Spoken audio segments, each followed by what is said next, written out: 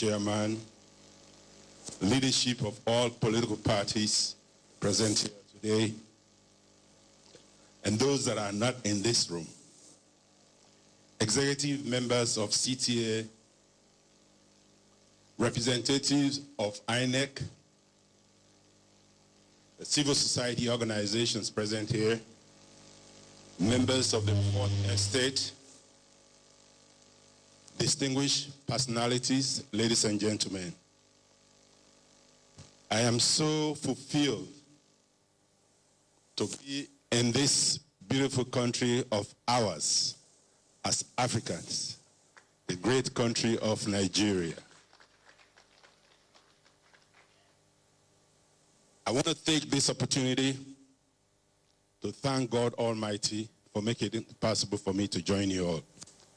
My brothers and sisters, I will take this opportunity to thank the nation of Nigeria to have been there for us as a country, Sierra Leone, when it was all difficult for us. When those days when my people ran away because of civil strife, losing over 45,000 lives of my citizenry, to which this great nation contributed the troops to give us peace in our country. Ladies and gentlemen, on that note, may I ask that we rise and give a minute of silence to all those fallen heroes of this great nation during the Sierra Leone civil strife.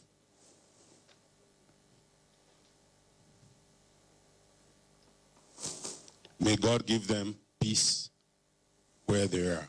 Thank you. Please be seated.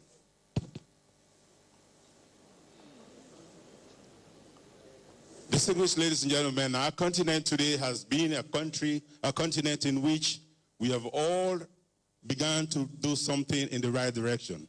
I say so because at the time when Africa was known as a continent in which we are ruled by kings, chiefs, or warriors, or the strongest guy in the neighborhood, that was what we knew, and that was us.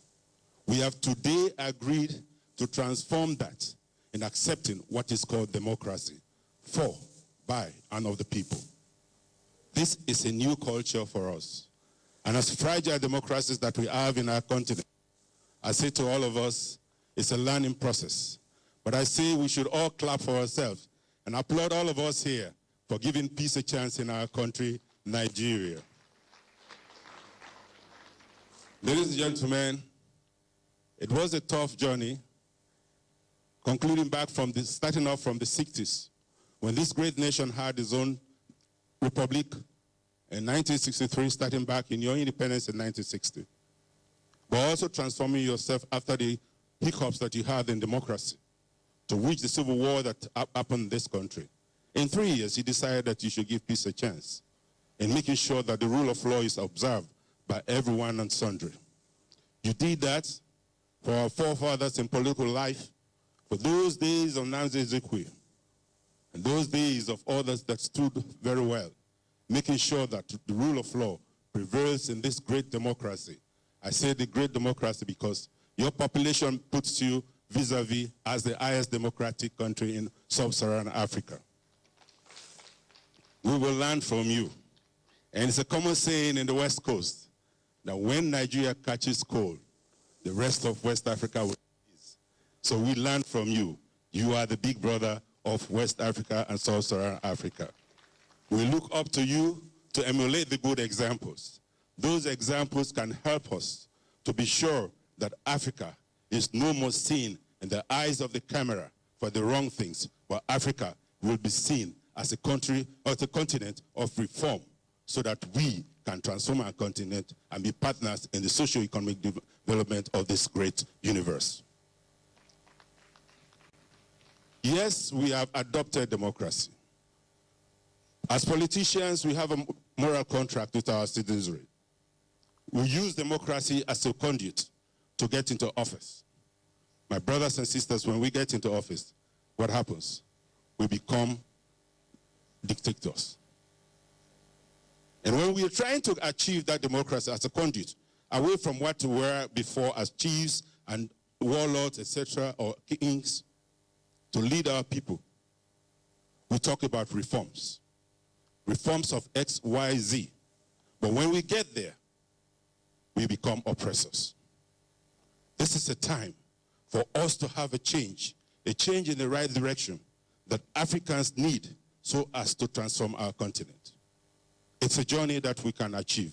And I believe that we, all of us, making sure that we have a responsibility to our next generation, our generation and next generation, we need to see Africa transform. And the bed of that is a great Nigeria in West Africa. You have done our bits. And I want to say to you all that when we want to talk about elections, as an experienced politician, don't mind my age. I was born in it, and I grew up in it, and I became vice president when I was 45 years old. At that age, it was a Herculean task, but thank God, I was elected in 2007 and re-elected as vice president in 2012. But for the unconstitutionality that happened in my country, I was forcefully removed from office in 2015. And when that happened, I did not take to guns like it happened in another country in Africa, in Northern Africa precisely. But I decided to use the rule of law and went to the court of Sierra Leone. The court gave their verdict. I was not happy with it because it was not for me. It was for my country. So I came here in Abuja to seek redress in the ECOWAS court, and I won the case. And when I won the case, I turned around and said, it is not for me, but I have restored the dignity and respect of the constitution of my country. And I take a back seat and say, I don't need a job again. This is a task that we can all undertake. In Nigeria today, I see diversity, and the numerous diversity in culture, we all agreed and come together as a country. But also I appeal to all of us here today. Let us also have that, as we have that diversity in political platforms, we agree to come together to build one Nigeria, a country that Africa is proud of. I'm very happy today that I'm here in this epoch-making activity to be part of your assessment on the roles and performances of stakeholders in the 2019 elections. This is a diagnosis of what you have learned in the past and also for the present and what you need to do for the future. But I'm very optimistic that the prognosis will yield dividend, learning from where you were and where you are today and where you want to go. Like I said, we look up to this country for leadership in the sub-region. And I know that providence, by whatever it is, leadership comes from God. We might all decide to be presidents or head of states or governors or senators in our various jurisdictions, but it's only one man at a time. But I say to you all, we are all winners in this room because we have provided the security, the sanity for our people of this country, because we can only talk about development when we have peace. If we don't have peace, we cannot talk about development. In those troubling days in this country, nobody talked about development when you had the Civil War. Neither did we in Sierra Leone talk about development in the 11 bloody civil years that we had in our country. But when we give peace a chance, we will be able to transform our various countries and we'll be able to transform Africa as a whole. So therefore, I ask all of us, that as we continue to dialogue and understand each other, putting across our indifferences, putting aside the pettiness of partisan politics, putting aside the pettiness of regionalism, putting aside the pettiness of tribalism, putting aside the pettiness of religion, and putting nation first of the great nation of Nigeria, we will build a stronger country for us to move forward. This is a task that we all have to look at. A task, it can be Herculean. But I believe that if we believe in ourselves and make sure that the universal adult suffrage is respected, where institutions are strengthened, be it the forces, be it the INEC, be it other organizations, civil society inclusive. If we all put hands on deck, we will be able to get the result that we need. That our children will be proud of us, that indeed this country has transformed herself to a better country that the world will admire. Fact, democracy has its hiccups in the world. In the great nations also, we have seen in their democracies also, those that taught us about democracy. We know exactly, and up to today, even they are going to the next elections next year, they are still having their hiccups about the results of their elections. We have seen in other parts of the world, but yet they don't cry about it. Only we cry about it when Africa has that problem. Let us transform that. Let us change the narrative. Let's have a permanent shift so that we can be able to proud and beat our chest to it that if you think we cannot, yes, we can in Africa. We will be able to do it, and we will be able to transform our continent. Distinguished ladies and gentlemen, this is a time of reflection.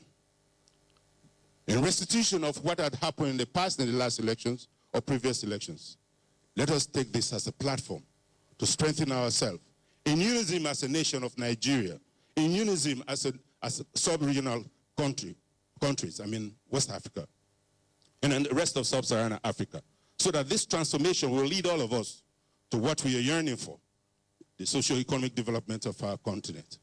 Yes, we have organizations that have been established by various units. The African Union itself, under the guise of the APRM, African Peer Review Mechanism, to which we are able to calculate these socio-economic activities of various countries, having the due diligence being undertaken. But when we do so, what are we going to mark? The hallmark will be democracy, for the people, by the people, and of the people. I thank you for your attention.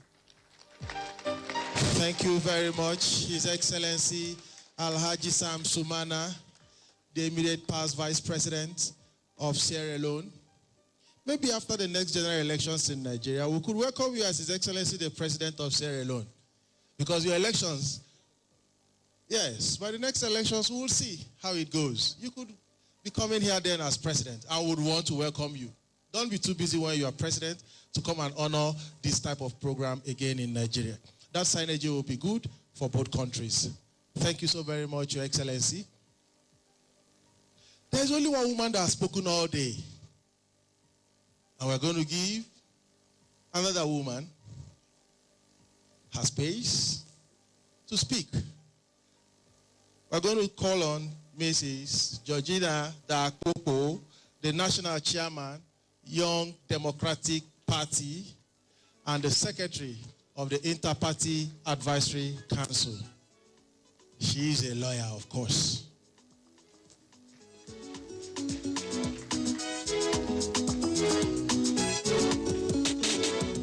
Thank you, Mr. Chairman. The National Chairman IPAC, Your Excellency, and my colleagues, good afternoon. And of course, my primary constituency, women, oh yeah. Thank you very much. I have limited time, and I'm supposed to give my experience, my party's experience at the elections. My colleagues have said quite a few. I just want to make a simple detour. They said the first law of madness is to keep on doing the same thing and expect different results. We have gone through the process, and I think, in my opinion, that the greatest challenge we have is the citizenry. They need to own the process. Political parties are the critical stakeholders in this process, that's true. But the political parties are made up of citizens. And until they own this process, then we'll keep on having the same problems over and over again. The prevailing problem in the past election was, of course, vote buying and vote selling.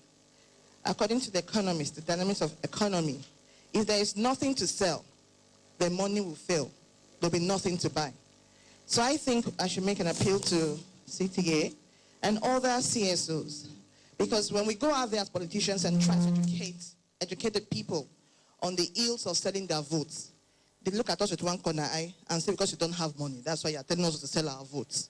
But the CSOs help us to engage the citizenry on the power of their votes, on what they're doing to themselves and to the economy and to democracy by selling their votes, perhaps we'll have a different result. Thank you very much.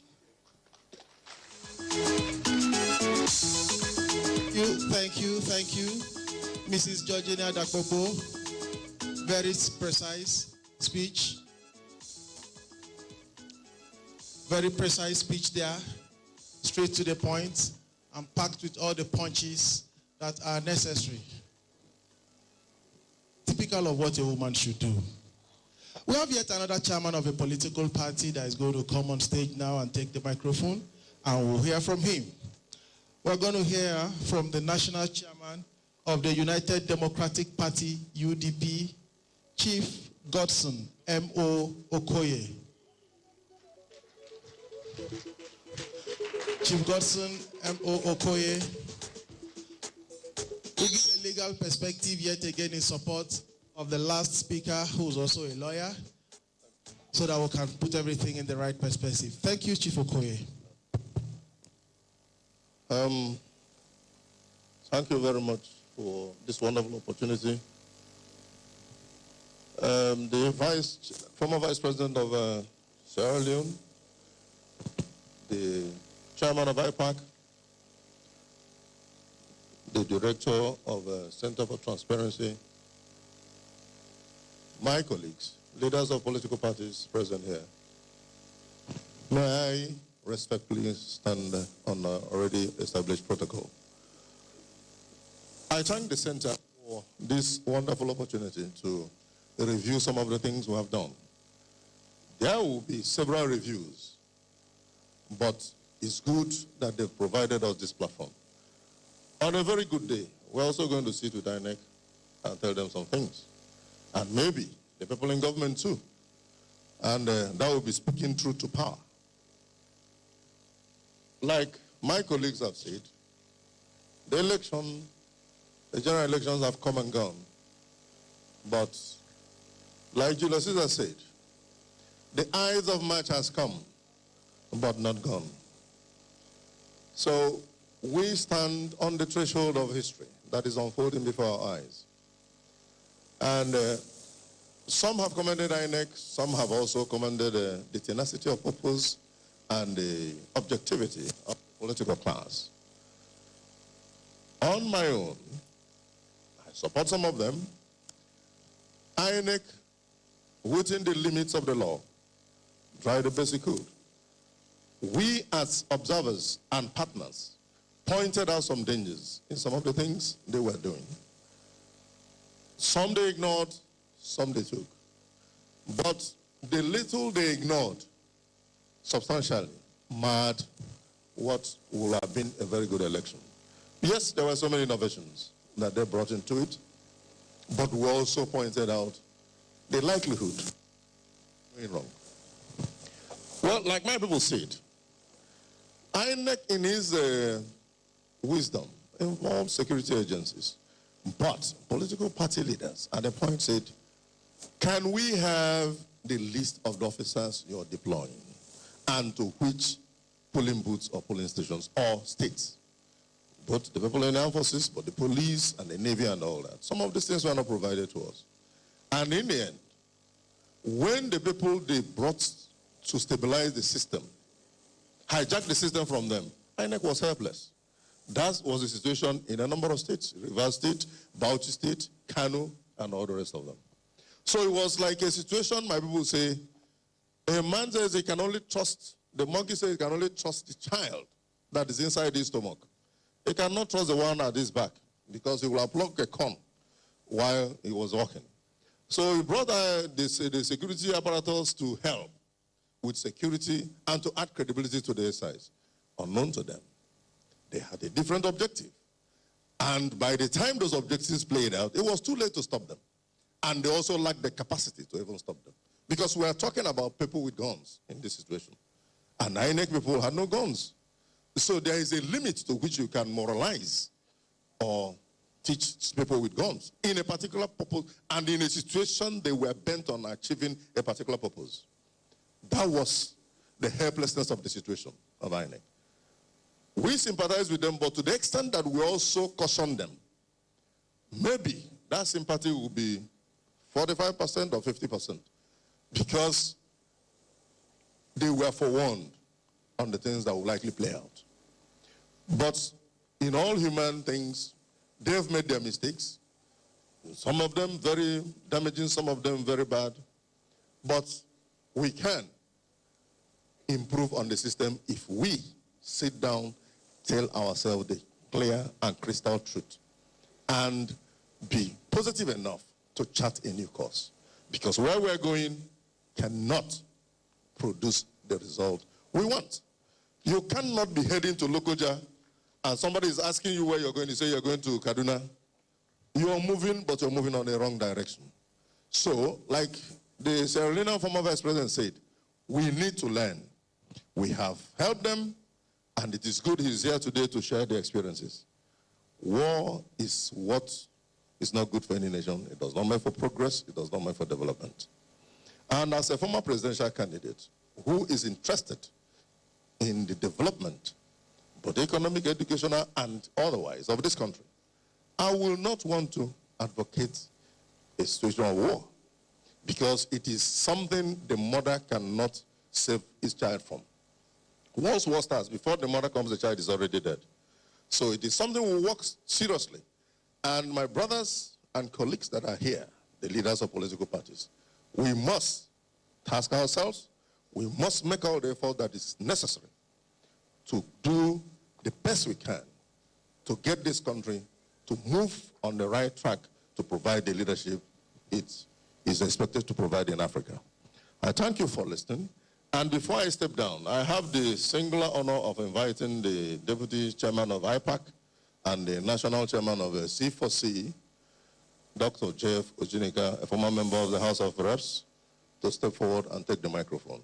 I thank you all for listening, and the discussion continues. Thank you very much.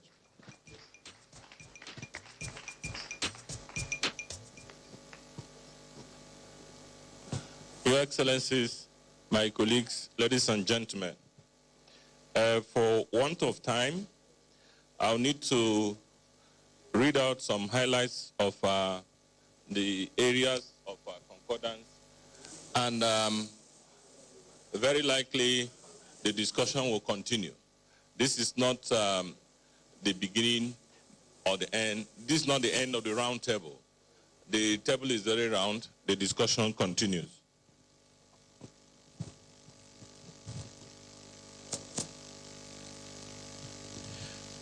This National Roundtable, packaged by Center for Transparency Advocacy in conjunction with the chairman of Nigerian political parties, took place from May 5 to 6, 2019 at the International Conference Center here in Abuja. The theme of the conference was the role and performances of stakeholders in the 2019 general elections, issues, challenges, and prospects. The roundtable brought together strategic and key players in the Nigerian political landscape, which includes party chairmen, INEC, National Youth Service Corps, tertiary educational institutions, security agencies, diplomatic corps, the NGOs, both foreign and local. This roundtable was chaired by renowned Professor Aide Remy, was moderated by Professor Anthony Olusanya, while the APAC National Chairman, High Chief Peter Ahmed, delivered an insightful keynote address. The roundtable critically analyzed the 2019 general elections and the roles of major stakeholders, and congratulated both Independent National Electoral Commission and the people of the Federal Republic of Nigeria, and indeed all stakeholders, for successfully conducting the elections on schedule. The roundtable noted with satisfaction the zeal, commitment, and cooperation of all stakeholders with the electoral body, that is INEC, to ensure free, fair, and credible elections in 2019, but regretted that adherence to established rules for the election suffered certain setbacks. The roundtable commended the National Assembly for meticulously responding to the challenging needs for an all-inclusive and responsive legal framework for the conduct of the 2019 elections, but regretted that non-signing of the amended electoral bill was a major setback on the quality of the electoral process.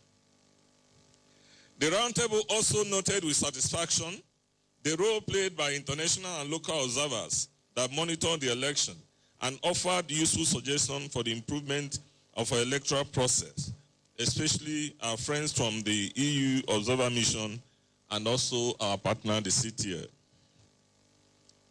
The roundtable also noted the role played by the mass media in the publicity, shaping and moderating political activities and behaviors, especially private radio and television stations that helped to balance and forestall electoral fraud and irregularities during the 2019 election era. We also commended. The roundtable deplored the use of political talks and security agencies, particularly soldiers, to disrupt, intimidate, and molest INEC staff, journalists, and voters during the election. The roundtable also noted in cases of use of security operatives to discourage participation during the election, which accounted for low voter turnout after the presidential and National Assembly elections. The roundtable noted the destructive misuse of incumbency factor by some governors to create tension, generate friction, and insecurity, which affected the 2019 general election. The roundtable noted that the registration of more political parties prior to the election opened up the political land space and provided alternative platform for youth, women, and women participation in the electoral process, and doused intra-party tension amongst ruling parties and the major opposition. We want to note that new parties like Action Alliance, YPP, APM,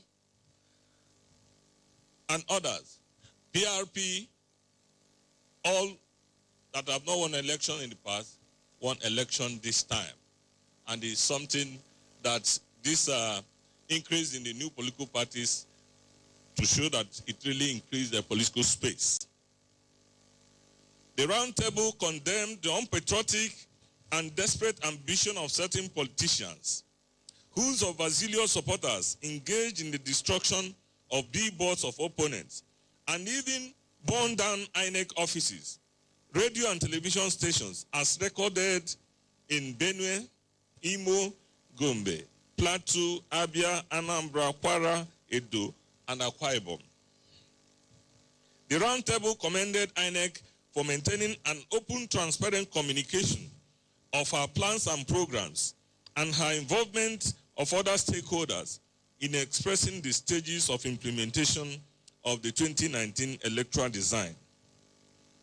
The roundtable also commended the establishment of the Joint Task Force on Security, that is Interagency Committee on Electoral Security, comprising the Army, Police, Civil Defense, Air Force, Immigration, Prisons, Customs, and other security outfits, with clearly laid out plan to ensure electoral security. But however, condemned the role of some overzealous police officers and soldiers who compromise standards and engage in acts contrary to their calling. Such erring officers should be identified and punished in accordance with the law. The roundtable condemned the hypocrisy of the leadership of the security agencies that manifested in the partisanship deployment of police and security personnel to polling stations, to voting points, and also condemned the unprofessional conduct of such security agents. The roundtable also noted that INEC executed the election within its mandate in terms of monitoring of campaigns by political parties, distribution of electoral materials, pooling and counting of ballots, but the pitfalls at the collation stage and announcement of results. The roundtable also noted that there was low turnout of voters during the election. The The roundtable also noted that in spite of various meetings organized by INEC to sensitize stakeholders ahead of the election on the need to avoid underage voting, vote buying, ensure transparency and secrecy of voting, party agents and voters still crowded the voting points in order to identify the candidates voted for. Cases of underage voting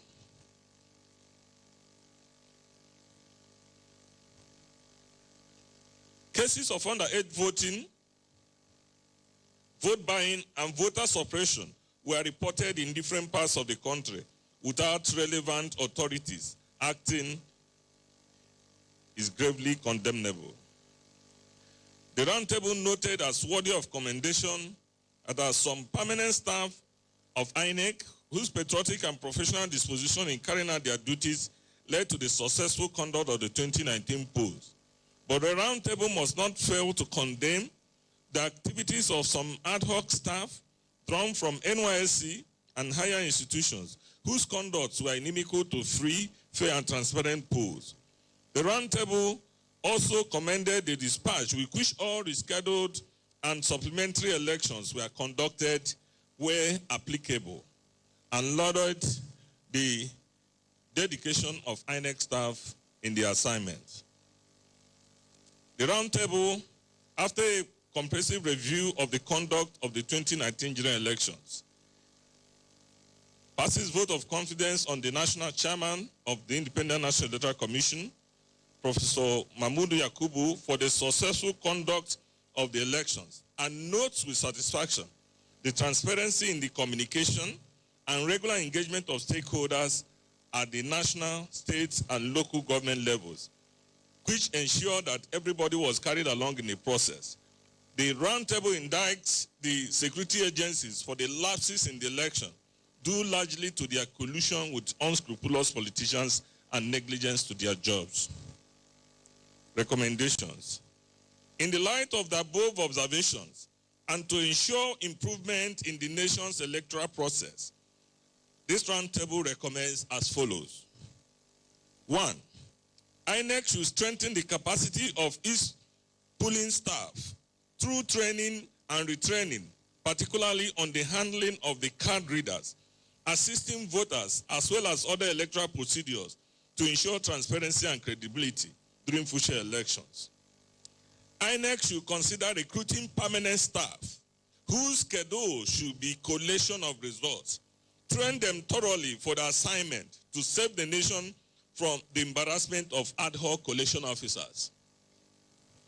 Efforts must be intensified to ensure proper coordination of Interagency Committee on Election Security, ICAS, and the non-partisan deployment of security personnel to all polling units to ensure peaceful conduct of polls. The roundtable calls on the National Assembly to immediately represent to President Muhammad Buhari the amended electoral bill, and calls on the President to do the needful to ensure that the amended electoral bill is signed into the law. The roundtable demands the establishment of electoral offences tribunal to try electoral offenders, which should be structured to take off less than a month after election petition tribunal hearings have concluded. Political parties and young people should leverage on the provisions of the Not Too Young to Run Act to increase political participation in subsequent elections. In order to address the dwindling turnout of voters after the first election and increase the zeal to elect credible leaders, the roundtable recommends the conduct of the three principal elections, that's presidential / National Assembly election, governorship / state assembly elections, and the chairmanship / councillorship election in FCT the same day. This will save costs, ensure emergence of quality leadership, the integrity of the ballot, large voter turnout, and guarantee improved security on the election day. While scheduling election timetable, dates for possible rerun, or inconclusive polls should be included. There is a need for more regular interaction and engagement of all stakeholders with INEC to fashion out ways of managing elections and development thereof. The roundtable also calls on our president to sign the electoral amendment bill into law when represented to him by the National Assembly to save the country from the problems associated with the extant law. INEC is requested to replicate the National Collation Center in all the states and local government councils, and the same to the INEC server to minimize the collation errors and promote easy access to electoral information and results. Political parties should maintain internal democracy and engage in transparent primaries to select their candidates with less rancor and minimize defections. Parties are equally requested to review their manifestos to strengthen their ideologies and loyalties and stem intra-party conflicts that bedevil the nation's polity. Freedom of Information Act should be given life so that the media outreach and journalists will be adequately protected while carrying out their legitimate duties during elections. While thanking the INEC management for a well-planned and carefully executed 2019 general elections, the roundtable passed a vote of confidence on the INEC chairman and calls for a more roundtable discussion on the improvement of our electoral process. In conclusion, we wish to recommend that more discussions, more of these roundtables be organized at the state and zonal levels to help to deepen our democracy. Thank you. This signed by Faith Wandishi, the Acting Executive Director, Center for Transparency Advocacy, and Right Honorable Dr. Jeff Ojinika, National Chairman of C4C and the Chairman of the Organizing Committee. Thank you, and may God bless all. Thank you, Honorable Jeff. Now there will be a brief interlude of 5 minutes, and then we'll continue. Thank you very much. If you are just joining us, you are on to the network service of the Nigerian Television Authority, NTA. We are reaching you live from the International Center, ICC, here in Abuja, the nation's capital city. The event is a 2-day roundtable meeting as organized by Center for Transparency Advocacy in conjunction with the chairman of all the political parties in Nigeria. We've listened to so many presentations, and the last one there, the submission by the Center for Transparency Advocacy there, they mentioned so many things. Worthy is that the center, in conjunction, already we are having a cultural interlude again to add glamour to the event.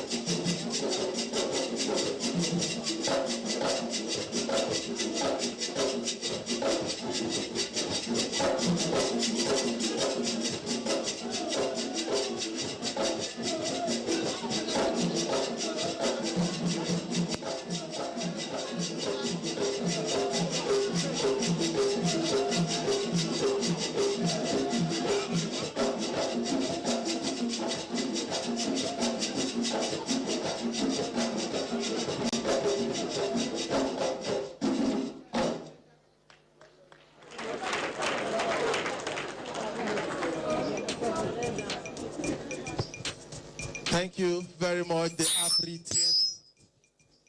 Thank you, Afri Theatre, for that second dance. All right. Yeah, that has been a cultural presentation there. If you're just joining us, On the microphone, it's a live transmission from the International Conference Center, and the event is a two-day interactive forum here, or stakeholders, particularly the national chairman of all the political parties, in conjunction with the Center for Transparency Advocacy Nigeria here. The event is coming after the successful conduct of general elections, and exactly 24 days to the inauguration of President Muhammadu Buhari after his successful re-election. So many issues discussed, submissions made. The group unanimously voted pass a vote of confidence on the national chairman of the Independent National Electoral Commission, Professor Mahmoud Yakubu, and made so many observations, like urging the National Assembly, maybe the incoming National Assembly, to represent the Electoral Amendment Bill as some key observations in this forum. On behalf of the outside broadcast crew of the Nigerian Television Authority, this is where we draw the curtains on this important event holding at the International Conference Center. We thank you so much for being part of it.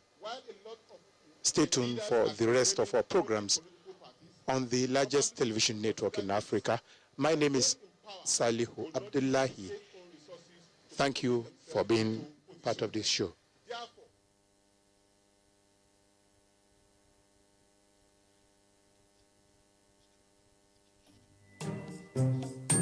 Wanyoma. Tomato, just tomato. Asampete. My woman, I say make I salute you proper. No, sir. Play pepper soup on this table. I will pay. Just bring for me too. I will for master. Don't worry, blame for him. I will pay. Change my friend.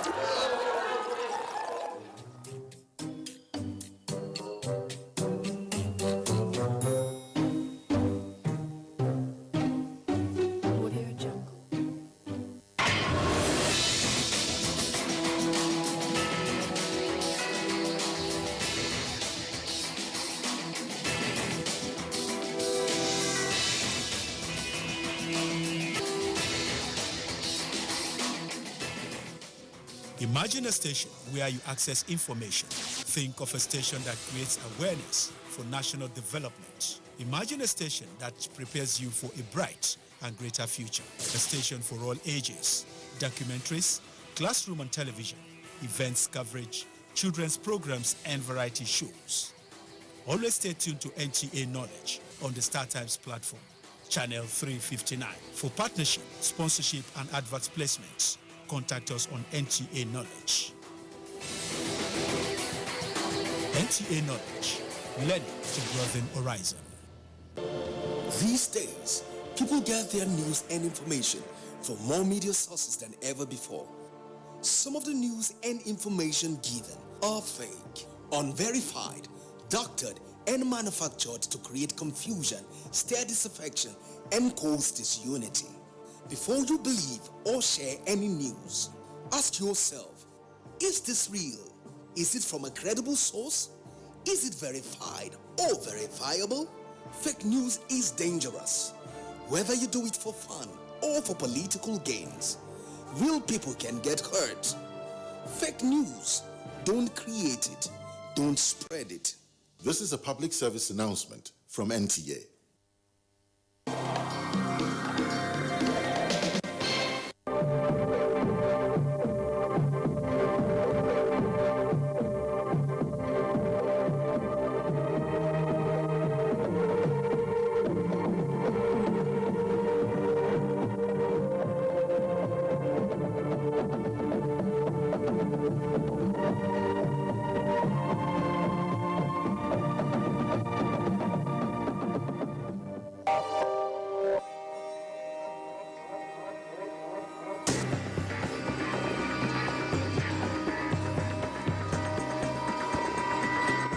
The desire for freedom makes people cry out when they feel caged or confined.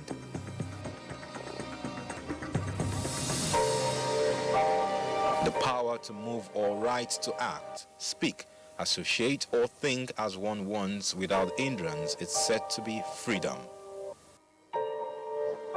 On our history today, we'll be taking a look at a particular place where during the colonial era, a lot of our nationalists found themselves as guests of this particular place, and they lost their freedom for a particular period or for a particular time. Where is this place? What actually is this place? We'll be visiting that site today on Our History. I welcome you. My name is Cordelia. Our history. Every nation that was under colonial rule in the past fought at some point in their history for their freedom. Ghana gained their freedom in 1957, while Nigeria got hers in 1960.